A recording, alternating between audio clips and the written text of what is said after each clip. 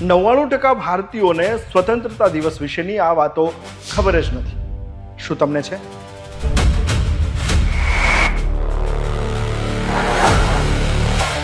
શું તમે જાણો છો કે આઝાદી માટેની 15મી ઓગસ્ટ તારીખ ભારતે પોતે પસંદ નહોતી કરી. આ તારીખ પસંદ કરી હતી બ્રિટિશ વાઇસરોય લોર્ડ માઉન્ટબેટને, કારણ કે 1945માં આ જ દિવસે જાપાને બીજા વિશ્વયુદ્ધમાં આત્મસમર્પણ કર્યું હતું. અને વધુ એક ફેક્ટ જે જાણીને તમને નવાઈ પણ લાગશે.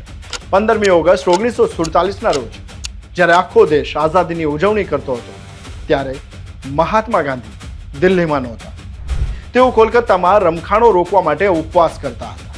અને હવે હું જે તમને કહેવા જઈ રહ્યો છું તે પણ કદાચ બહુ જ ઓછા ભારતીયો જાણતા હશે.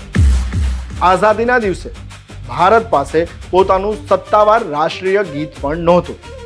જનગણમનને નેશનલ એન્થમ તરીકે 24મી જાન્યુઆરી 1950ના રોજ અપનાવવામાં આવ્યું. અને સાંભળો, આઝાદ ભારતનો પ્રથમ તિરંગો લાલ કિલ્લા પર નહીં પણ દિલ્હીના પ્રિન્સેસ પાર્કમાં ફરકાવવામાં આવ્યો હતો. અને હા, 15મી ઓગસ્ટ માત્ર ભારત માટે જ ખાસ નથી. સાઉથ કોરિયા, બહરીન અને કોંગો આ જ દિવસે સ્વતંત્ર થયા હતા. આ વાતો કદાચ નાની લાગે, પણ આ જ વાતો આપણને આપણા દેશના ઇતિહાસથી પરિચિત કરાવે છે. આ વિડીયો દરેક ભારતીય સુધી પહોંચાડો. જય હિન્દ.